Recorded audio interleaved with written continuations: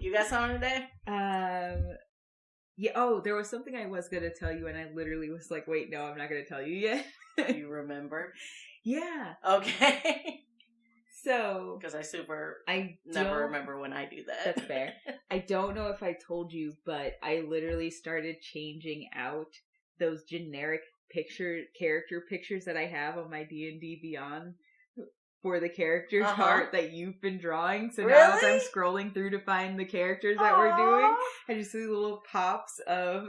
I love that! And I was just thinking that as we go through, more and more of those characters are going to stop being like generic art or empty art picture frames and actually have art. And I'm very excited. Aww. It's going to be so fun to see them all filled out, but also we don't want them all filled out ever. I literally have 4 characters in my phone. So I do this thing in my phone now where I have like a little notepad that's like different things. So we are later this month going to do an episode, and I have notes for that in that notepad. I also have notes for links if people need them in our notepad. I have character ideas in that notepad for ones I haven't actually built yet, but like the idea came to me and I'm going to end up building them at some point. And it's currently 5 deep at this point, so I don't think we'll ever get to the point of So we're good. I don't think we're ever going to get to the point of filling out. I love that though. When we get more of your little portraits filled out, you should like take a little screenshot of just like the ones we've already covered. Yeah, obviously, yeah. No, I'm just going to spoil everybody. This is June and July. This is all you need to know. Yeah. Get excited.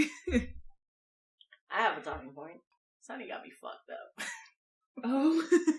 Because, I don't know how long ago, maybe years ago, we were, like, discussing what our actual true selves as D&D characters would be. Mm-hmm. And we were, like, so sure. Shao, you're a halfling sorcerer. That's who you are. Yeah. So I asked her, I don't know, a few weeks ago, maybe last week, maybe a few days ago. Everything's been a blur.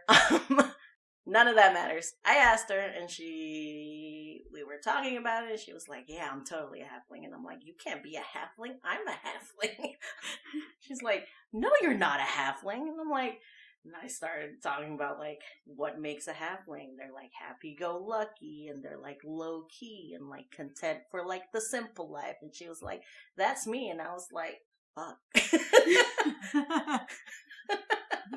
Am I not a halfling? And she was like, no, I think you're a dwarf. And I'm like, a dwarf? What, materialistic? Caring about bloodline? Wait. So now I don't know what I am. Maybe a dwarf. Like, they're short, that's for sure. It's gotta be like a short race. Yeah, that's true.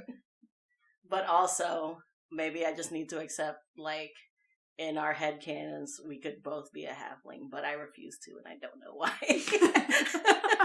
We cannot be the same thing. No, because the thought crossed my mind of like maybe one day I'll do like an Avenger style poster of all of us as D&D characters. I know that would be so But you want rad. the variety. Yes, I get it. It's like ordering the same meal when you go out. You don't do it because you're gonna sample from your friends. If there's not a pandemic going on, right?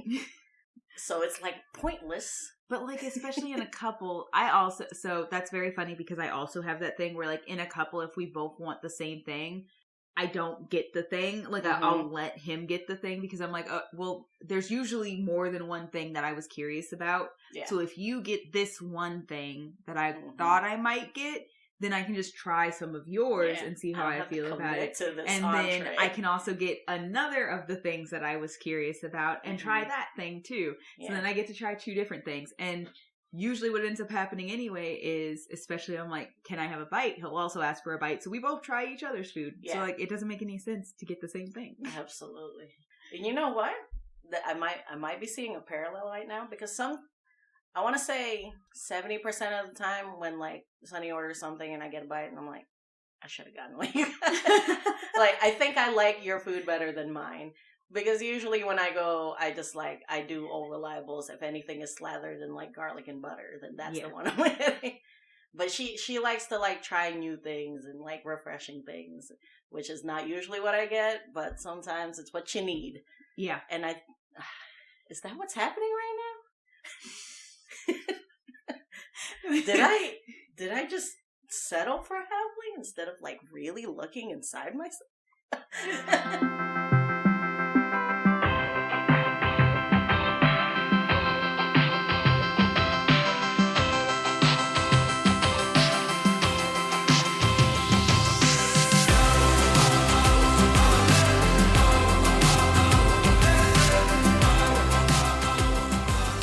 Anyways, I'm at a loss as to what my personal D&D race would be. Yeah. So we'll have to look into it again, and maybe we need like a whole symposium, bring the whole group of friends, just so we can all agree on who I am. So I actually love the idea of one of our wild magic surges being a guest spot with the rest of the like essentially our party, D&D our original D&D regulars, and kind of sussing out what in our minds each race is, and then so that we have a hard, fast answer as a group, and then deciding what we would be. I need to know. Because, like, in my head, I had the visual of me as, like, the short sorcerer, but now what am I? I mean, if you could still be a short sorcerer if you're a dwarf, but I understand but being do like... I have a beard? But it's still not the short sorcerer I thought I was, which is funny because I do think class-wise, most of us are pretty confident and set in what that class would be. Yeah. I think at the beginning, and this is also very interesting to me, there was the misconception because a lot of people, like, their immediate reaction was, oh, hubby DM is a barbarian. And then, like, we all sat with it and we were like, wait, but he doesn't fight angry. Oh. He doesn't rage. Yeah. Hubby DM is a monk. Oh, yeah.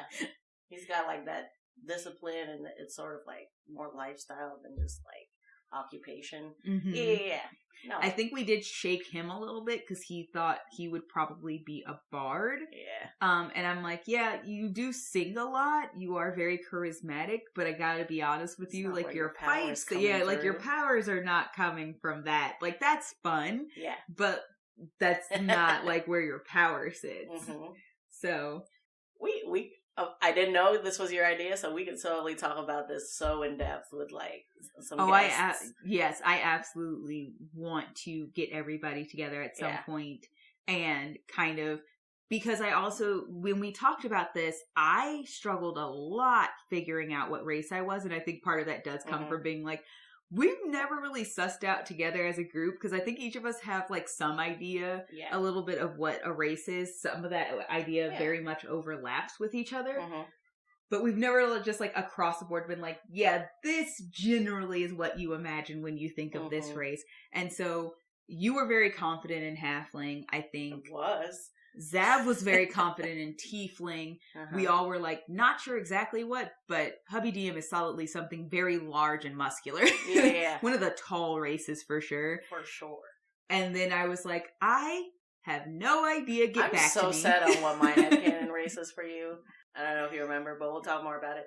But also, it's just the race thing is hard because there's so many more choices. There's 13 classes. Yeah.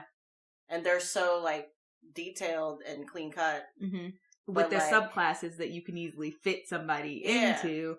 But like races is like, well, it's your race. Like, anybody could be anything from that race. Like, exactly. So it's less clean cut because you know it's also wrong to just generalize the people. And then also like new races have popped up that weren't even in consideration when we first started. I don't know. There's at least like 30 races, so it's harder. It's a lot, yeah, for sure. But yeah, I don't know who I am I'm anymore. So sorry. No, it's okay. We just gotta reflect and do a little research. Either way, this will be a fun thing to do together. I think so. I didn't know that you heard it here first. I heard it here first. we're gonna have guests eventually. Yeah. You do not read the lists. Huh? No, I don't want to. It's spoilers. No. It's in the idea list. For like Wild Magic There's Surges. an idea? There's a Wild Magic Surge yeah. idea list. One of them says guest spots. Uh-huh. I didn't know what we would do then with them yet. Right. I do not read the but list. They existed. But now that's an idea for something we could do with a guest spot. Heck yeah. we could do like a 4-hour episode. Easy. Oh, absolutely. With guests. It's like a real on chunk. Just that topic. Oh, goodness. That is not why we're here today. No. To talk about things we will do in the future. I am sorry that you got shooketh. I'm not. Oh, I thought you were apologizing to the party. Like, no. I'm sorry, we're not talking about the thing. No, I'm sorry you for. got shooketh about your race. It's okay. I think I needed it. Yeah. You know, you think your life's going one way, and it's just not. A halfling comes in and just ruins. Just like a halfling. You scrappy fellow. Oh, goodness. Why are we here, Oreo? I'm here to say hello, first and foremost. You look sad. I'm just assessing all of it now. I'm like, how wrong were we about anything or everything? I'm having a small existential crisis. So yeah, that's why it got me so fucked up, because I had lived with this truth for like 2 years. And then somebody came and just shattered all of the glass. Yeah. You can't take my class from me though, right? That is what it is, yes. No, Shao, you're a paladin. Never. Could you imagine? No, I could not. Me being dedicated to an... no. I would love to see somebody tell you that you were, though. That would be absolutely hilarious to me. I'd like to see somebody try. You could try. I hate to tell you this, but that was big dwarf energy, my dude. Dang it. I feel like I just need to sit on it, and I'll be like, with more time, I'll accept it easier. But no, the wound is fresh right now. Okay, I understand. As my D&D personal headcanon race was ripped from my consciousness. I completely by truly understand. This person that I claim to love. We will give you some time to get over this betrayal and also come to terms with the new reality that you face. I'm in a transition period right now. In the meantime, I am still your rogue Oreo. And I am your have given up on adjectives, Druid. I truly cannot think of an adjective right this moment. Because I am also, because I think last episode we were like, we're gonna come back with the adjectives. We're gonna come back with adjectives. I'm wrought with emotion, Rogue. I am your rocked rogue. And I'm your deliberating druid. Welcome to this party. It's not a happy party. We're just gonna do a bunch of moment of silence for theoretical halfling Shao D&D headcanon person. She will be missed. That is not why we're here. Dude, this is all in my head and I don't know why it's rocked me so much. Yeah. But yeah, okay, we're back on the ball. I have a character for you. I remember! You're giving me a druid today. I am giving you something to comfort you in these hard times. I need this, honestly. A solid druid. Okay. Lift me up. This is gonna be a fun one. Please. Because this was the first Triton character I made. Oh, I am super excited. From one haughty race to another. Yep. Except she's not. Okay. And that's truly because... See, it's wrong to generalize. Yeah. You're not wrong. You know what? This is for you. This is truly deeply for you today. I feel like this was the perfect episode to come in sad because you're gonna fix this. Oh, I am. Okay. This is a wonderful simple, fun, excited Triton who is not haughty, mostly because I loved the aesthetic visual of a Triton. I could not suss out anything for like that actual information they gave us about like what kind of people they are. I was like, maybe one day, but like right now, I just want a really pretty fish person. Oh, hell yeah. Let's go. So I did one of those things where I was my God. like, aesthetically, this is absolutely going to be this race. I don't know like, what's happening yet. Personality-wise, nothing you just told me about this race. This is going to be such a blast drawing. I hope so, because I picked a very fun fish. Okay. Ooh. Let's go. Because I will say, when I pick a Triton, I do try to take a little bit of like real like fish aesthetic and put that in. I try. You Triton. I've been trying to pick new fish. Oh God, that was bad.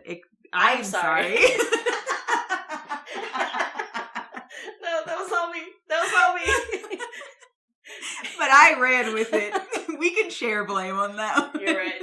We are a united front. On Paladins, Andy Warhol, Electrum, and sharing the blame on that bad Triton joke. Probably it wouldn't have been so bad had we not pointed out how bad it was. Yeah, I couldn't. We sat on that one. We let it ruminate. Yeah. Again, I'm sorry. Oh, goodness. Please go on. All right, we're just gonna move forward. We're gonna pick this back up again. All right. First things first, let's start with the name. Yep. Her name is Cassiopeia Pumanath. Really? Yeah. Oh, I love that. You're right. You are gonna fix me today. Is it spelled like Cassiopeia? Like the constellation? It sure is. There is a Oreo. very specific reason for that, too. Oreo. Do you want to know why? I'm sorry. Go back to the last name. I zoned out. After Cassiopeia? Yeah. It's Pumanath, which is a common Triton name, which is very funny because I did not give her Triton parents. Okay. So, she is obviously a Triton. Yes. Also a Druid. She's Circle of the Stars. Dude. Yeah, that makes sense. Yeah. Dude. Yeah. Give me more things to throw. I love this already. Yes, God. I remember when Circle of the Stars came out and you were like... it's so my aesthetic. I love Circle of the Stars. It is probably, just because of aesthetically how pleasing it is to me, my favorite Druid Circle. That's fair. She came out right after Circle of the Stars came out. I immediately was like, I need a character. I could not help myself. And I did all the things star related. Hell so I named her after a star. And then background wise, all of that's going to fit in there. All right. But so I made her background Far Traveler for the actual mechanical background. That's definitely not PHP. No, I don't think so. You be reaching into these books. I have all the books. I cannot help myself. And it's all for like, because people like want the books for like lore and stuff like that. I just want all of the things that I can put on a character. It's all character building. I'm that person in a video game who is there for like 3 hours making my character before I even start the very first part of the game. At least an hour of that is just picking a name that nobody's ever going to use anyway. This is why you've played Sims for like over a decade. Absolutely. Ooh, exactly my brand. But so, obviously, as a Druid, Wiz is top. Gotta put Wiz up there. I also truly did not care. This is very funny because just like Vidania, we have very similar build-wise for the actual stats. Wiz is the top, whereas I said for Vidania, either Wiz or Dex. And then middle, I don't care where you put any of these three, but Dex, Con, and Charisma is actually one of the ones that I'm like, kind of put it up there a little bit. Okay. She's very charismatic. She's a sweet girl. And then once again, bottom, I don't care where you put them, is intelligence and strength. So I built them stats-wise very similarly, actually. And that's just kind of how they ended up. Please tell me this one's not as sad as Vidalia. No, not at all. not a lot of onion in here. No layers. She just is who she is. She's just an apple. Yeah. Very simple, nice, crisp, sweet apple. Obviously, if we're doing dex higher and strength lower, you're going to want to give her some dex-based weapons. So I gave her a scimitar, because that was also aesthetically pleasing, and then also a crossbow for some range. And, Druid, they're not super beefy, so range is always good to have as a little extra safety. And then, so physically, I made her look like one of the tropical angelfishes. Ooh. So you were giving me a whopping to draw this month. I warned you. I know you did. At the beginning. I'm just reiterating. I literally looked at the 3 characters I picked and I was like, I don't know how I did this and I am sorry. It's okay. But it's December. I'm taking these as characters. Christmas presents. Thank you. But I made her short. She's like 4'8". Me? I'm not 4'8". No. Okay. You're taller than her. Yeah. Uh-huh. She's 110 pounds. She's only 20 years old. She's starting out life, going out into the world. Little baby. She is a little baby. So the color scheme very specifically is just lavender, coral, and yellow. Ugh, I cannot. I fucking love her. Dude. And what I did was I gave her like the yellow fish eyes, obviously, and then the angelfish that I saw specifically was mostly lavender with coral and yellow stripes. So basically her skin would be kind of lavender, and then she would have these little patches of scale that you could see a little bit of the coral and yellow stripes in. Yeah. And then for hair, and this was something I really loved doing, this was very fun for me, I gave her no hair. Instead, I gave her that like really fun fin that looks like it's like a mohawk, like a flopped over mohawk, and it's lavender to coral to yellow. L to C to Y. Okay. And like I said, I literally found a fish that I really, really liked, and everything aesthetically about her was that fish. Dude, I love her. But she is so, like, I absolutely loved it because I liked when we got into D&D at first, they didn't have Tritons, but they did have sea elves, which I really loved aesthetically because they also gave them like kind of the webbing and stuff. Like I played with them a lot more because I liked the aesthetic of like the very like almost mermaid-esque character. So when Tritons came out, I was like, I'm going full in mermaid, but on land. So I immediately was like, give me any tropical fish. I am absolutely diving into that aesthetically. I want her so colorful, so fishy, so pretty. I'm just predicting my coloring face. Damn it, Ori. If I find a picture of the fish, I will send it to you. You absolutely need to send me a picture of the fish. But I was like, I'm having a blast with her. This is hilariously terrible because I literally was picking characters who were like easing you into some of the more complex descriptions that I had, and then for this month I just fucked up and just picked 3 very specifically designed. It's fine. Because like I literally did not give you any of my Eladrin because they have seasons and each season is very specific, and I was like, I'm not doing that to you yet. Are you overestimating my progress? Because girl, I skipped I literally didn't touch any of these characters in the first 2 months specifically to be nice about this, and then I was like, if I unloading on me as I went, my brain was like, we'll ease into it. We'll give like one more complicated and then like some simple. And then I was like, I need to give you a rogue and a druid because we haven't done that yet. And then I'm going to toss in a paladin because we've been shitting on paladins for some reason. And then I picked 3 of the most complex description characters. And literally before we sat down today, as I was looking at these characters and taking my little mini notes so I didn't have to like search for information, I was like, oh, what did I do? Oops, all detail. I was like, oh no, this is a lot.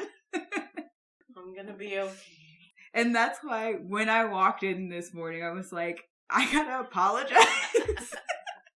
This is what you meant. Yeah. Okay. Because, like, I feel like Vidania was a little deceptive because it's mostly just like, the tattoos are going to be kind of complicated, but everything else seems pretty simple. I was looking at the other two. Dude, I forgot there was another one. Yeah. One more for this month. All right. Description aside, though, she's a very... But you did mention webbing. Like, that's just the whole Triton thing. Yeah. I've seen a Triton or two. Yeah. And I really just wanted a very fun fish coloration. Just because, like, we'd finally gotten this race and I was so hyped to play with it. I have another Triton who I will give you somewhere down the line. I'm not going to hit you with another Triton right off the bat. Dude. But coloration-wise, she's one of the beta, like, she's beta fish color. Oh, fun. So, like I said, I just picked a lot of really fun fish, like, very colorful fish. I don't think I've picked any plain. I had another character somewhere that I ended up not loving enough to keep, but that was, like, a koi fish aesthetic. Like, anytime you get a Triton, you gotta be warned that they're gonna be something crazy. Koi fish aesthetic sounds so nice, though. Just Italian hands. It's the koi fish aesthetic is somewhere in, like, the bank right now. I just didn't like the actual character backstory or anything, so I ended up dumping it. But I was like, oh, we will come back to koi fish aesthetic. That's happening at some point.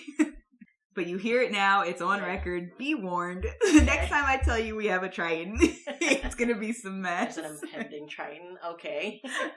I'll give it a couple months. I'll let you recover from this one first. Thank you.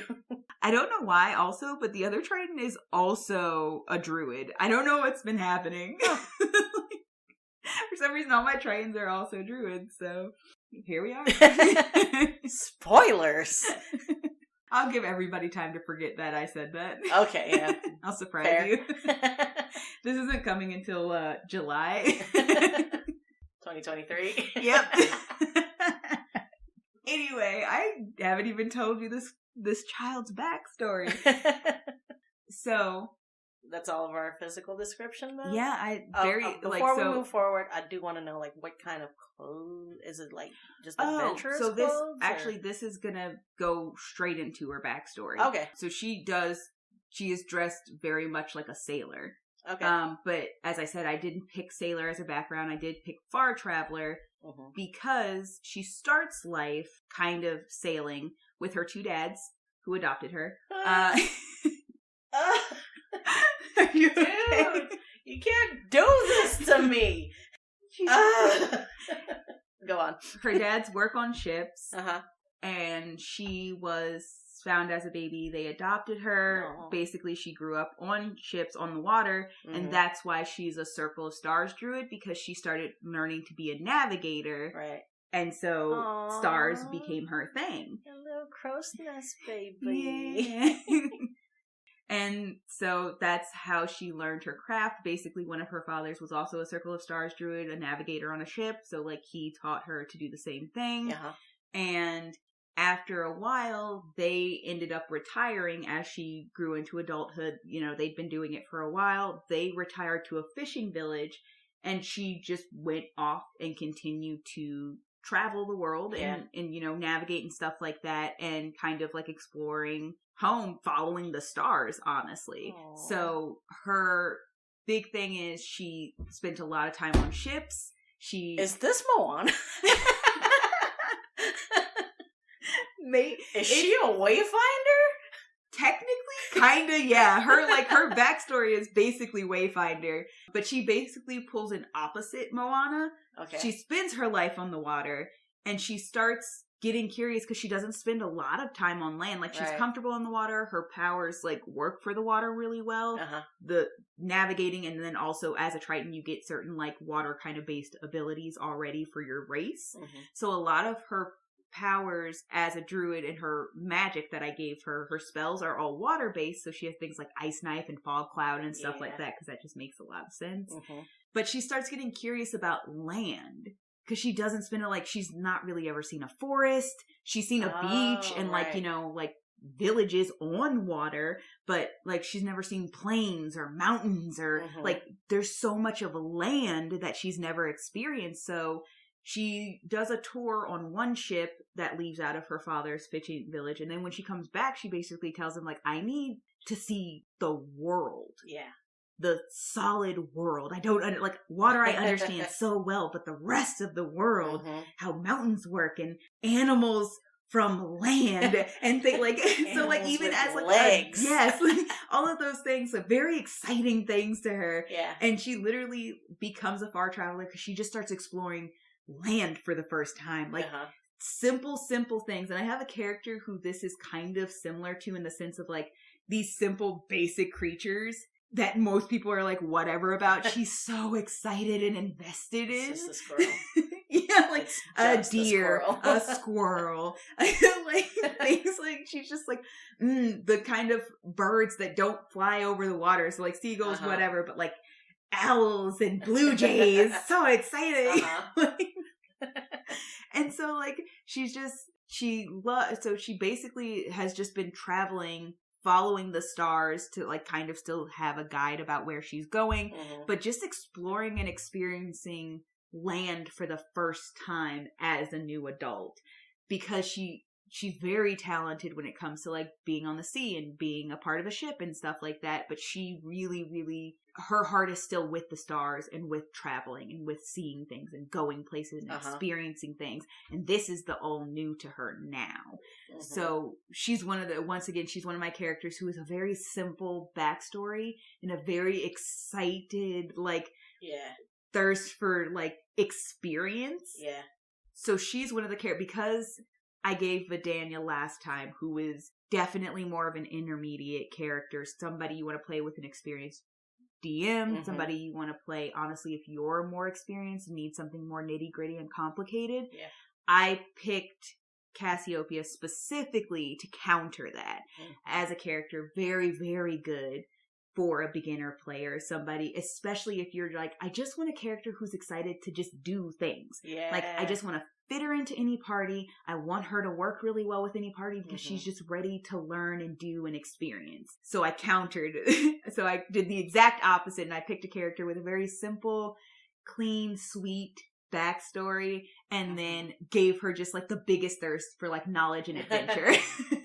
We've played at the table. A few of your characters are just from like places that aren't like the regular material. Yeah. Like you had one that basically grew up in the Feywild, and then you had one that grew up in the Underdark. So I just think it's fun every time we're at the table and we're like, your other PCs are trying to explain the basicest things. I will say, like, truly deeply, one of my favorite things to do with a character, because I love my like really complex characters who have like deep, intense story and understanding and stuff like that. And then I love the really innocent character, like just the very excited for everything and anything characters. Yeah. My favorite thing is having a character who does not understand the most basic ass shit and has somebody have to explain it to them. Like, and this is a character I'll give you guys later when I start giving you guys characters who I've played more extensively, because I think we hit like half of a one shot with this character one time, and it was just you and me, if I'm not mistaken, or me and Zav. One of those two pairings. Right. And it was very short, very simple, very quick. I didn't do a lot with the character, but I at least got to kind of figure the mechanics of a Circle of Stars Druid, because we got into like one fight. And I love having a character who, like the character who came from the Underdark, who's like, I don't know what the fuck snow is. I don't know what rain is. This is my first time seeing the sun. And like, like, she doesn't, so the character from the Underdark was a slave, so she doesn't even understand like basic like soldier thing. Like there are definitely soldiers in the Underdark, especially when you're dealing with the drow. Like that's just what it is. But like she doesn't understand rank in an army. So yeah, and it's also fun for like it's also very building for the other people at the table, because they have to explain something to you from their character's point of view. Exactly. Yeah, because one of your co-players for that person was actually a soldier in an army, but then one of your other co-players is another person from the Underdark. So like, but that does understand how these things work. And like their explanations are so different. Oh my god, it's one of my absolute favorite things is like asking two people who are going to have exact opposite ideas of how something works. Yeah. The same question together and watch them suss out how differently they view those things. Absolutely hilarious. So one of the characters obviously is what I'm currently playing, and like she asked something about like relationships, and they were like, one was just like, you just do what you have to do, and the other one's like, oh, like it's like complicated and emotions and all this stuff, and then they both just like stare each other down like, the fuck are you talking about? And then I had the one from the Feywild who understands like a physical relationship, but doesn't understand the concept of wooing somebody, going through the effort of getting somebody to be interested in you, because her people are just very, you are, you aren't, you know, like it is what it is. So like having people have to explain what wooing is. Yeah. But one of them was one of your characters who was like rich. So it was a lot of like, ooh, nice wine and a fancy place and gifts. And then another one was just this guy who's super, super confident in himself. And he's like, oh, you just gotta stroll over and be savvy. And like, she's like, you both are telling me wooing is very different things. But yeah, it's so good for just the whole table to like participate in that. Like, let's try to explain this thing that we all understand differently. It is. I don't think people understand how beautiful those role-playing moments are. They are some of the funniest moments we have had at a table. Me giving you guys a character who's just like, I don't understand a basic thing. Tell me about it. And then watching everybody scramble to explain it and then argue with each other about each other's explanation of that thing. Some of my favorite things to do. Like, you're teaching her wrong. Shut up. That's not how that works. It's definitely how that works. And so I have characters like this specifically for the sake of those moments, because I enjoy making those moments happen, honestly, but also because I don't think people understand how nice and refreshing it is to have a character who's kind of new. Yeah. And just their entire thing is just excited to be here and experience. And how quickly that character can mold depending on who you're with. So I love characters who have like a bit of a foundation, because all of the characters I'm talking about have a very specific, different type of foundation that they have. Like Cassiopeia, for example, is very, like, it's a very solid traveling, but a very solid foundation to loving dads, a job she understands and kind of like spent her whole life doing. And like, just like the idea of like this community of a crew on a ship and stuff like she's very like knowledgeable about that. She's very like confident in that. And she has a solid, healthy foundation to work upon. But like squirrels as an entirely new concept, dude, right? Like, the upsettedness of learning what a mosquito is. Like, these are all things that it's like, you're so naive and yet so wise in another way. And like, so it's important to never just give them like a blank slate, like I know nothing character, but something that has a base where they have something and some sort of experience to work off of, because like Cass would be the type of person who doesn't expect the worst of somebody because she's had a very solid, good upbringing. Honestly, like she traveled a lot. She didn't stay in one place. So the idea of like settling down might be kind of foreign to her, but like her upbringing was still very like solid and healthy and loving, and like she has all of that kind of wisdom. And but also like you have to remember she also grew up around sailors, so the like conversations about like sex and cussing and drinking, all that is also super not foreign to her. Like, but then like the idea of like, oh, like no, like these towns just exist everywhere. A lot of these people have never seen water before. Like these kind of things that in real life messes me up, blow your mind. And like, but so like there's this entire other part of life that you would think like innocent means innocent across the board, but it doesn't. And I like characters like her and Edie, who's the grew up in the Feywild character, and Zan, who's the grew up in the Underdark character, who have an innocence about them in a specific place, which makes them more endearing as characters and also makes them easily more integratable into a party because they're so willing to work with other people for whatever means. Right. But also, like, not innocent everywhere. Like, they're not ignorant characters. They're not, like, simple and stupid and easily malleable. But also, like, there are some things that will completely change how they view parts of the world. Like, Edie was like, this is getting scary and rough. So, like, she started to harden a little bit because she was like, oh, I need to be a little bit tougher than this. Like, not everybody's going to be nice to me. And, like, I need to, like, be more on my guard. And, like, we watched her go from just, like, very excited, and I'm going to say hi to everybody, and, like, whoa, to, like, oh, like, I'm going to be less forward in every situation. Zan is slowly, like, trying to figure out how, like, to word things correctly because her verbiage is so simple, but she's watched that, like, hurt people because she doesn't understand how she sounds to people. And, like, just, like, managing, like, the idea of, like, not everything is, like, in order the way a slaver would give you an order. Some things are, like, requests that I prefer you follow because I'm trying to care for you. And, like, navigating, like, getting out of the mindset of, like, there is only slavery or not slavery, right? Like, and we're watching that unfold. This is a character who would also be more trusting and maybe needs to learn not to trust as easily. Right. Because she has always had that safety of community and somebody watching her back. And especially depending on what kind of party you put her with, maybe everybody's not watching her back the way she's used to being out with a crew who's like, we do this together. Like, I'm not going to let you get fucked over. Right. That kind of thing, especially because she grew up on the ship. So these people solidly see her as family.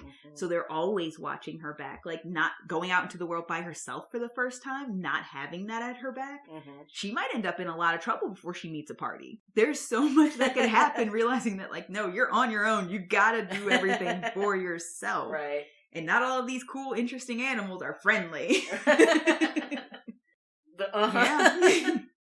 But so, like, there's just that, these are characters that I like to talk about because you can have a very simple backstory and still have a very intricate character to build. It brings so much to the table.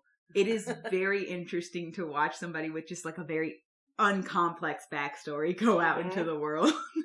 And I love giving characters, like, really healthy family lives, because a lot of people are like, oh, family makes things complicated. But, like, that's not a bad thing to have family that makes things complicated. Because you can do a lot with that as well. Yeah. You don't need to be an orphan. You don't always have to have your parents dead. And this would be interesting because, you know, for her, having these two loving fathers, like, what happens if she does lose one of them? Like, that's something that she's going to have to go through and learn how to go through either alone or with her group or, you know, taking people back to meet her other dad where they settled, like, that kind of stuff. Like, all of those present a lot of really fun moments. Or just having a character who's, like, very small little solo RPG is just like, I just always remember to write a letter to my dad. No. You know? Oh. Let him know where, like, could you imagine, like, just having a character who's like, yeah, I'm out exploring the world for the first time. I found a new party, and, like, every time we settle for the night in a new town, I write a letter to my dads telling them about what I've experienced recently. I love that. And it's a simple, sweet, uncomplicated RP moment. With, like, a healthy family thing. Yeah, healthy family thing. But also, she is adopted. She is adopted. There's always that avenue. Absolutely. Like, and you've had a character that's always wondered, like, her origins. Yeah. I literally had a character who was raised by a single mother who always kind of wondered about who was also a sailor, but she always wondered about who her father was. And that was something that she had to work through. And this is a character who we actually played an entire campaign with, so she got the answer to her question, but things become so much more complicated sometimes when you get those answers. So it's very fun playing with a character who has something out there that you could tug on whether they care to know or not. Because it's also interesting to have a character who knows she's adopted, was raised very happily by her parents, But it's also curious, like, how she ended up with them in the first place. And if, like, because the answer I gave in the backstory was as simple as they found her. Yeah. They found her and they were like, she's ours now. Yeah. I will keep this child. She could have been just like a rambunctious toddler who's slipped into a portal.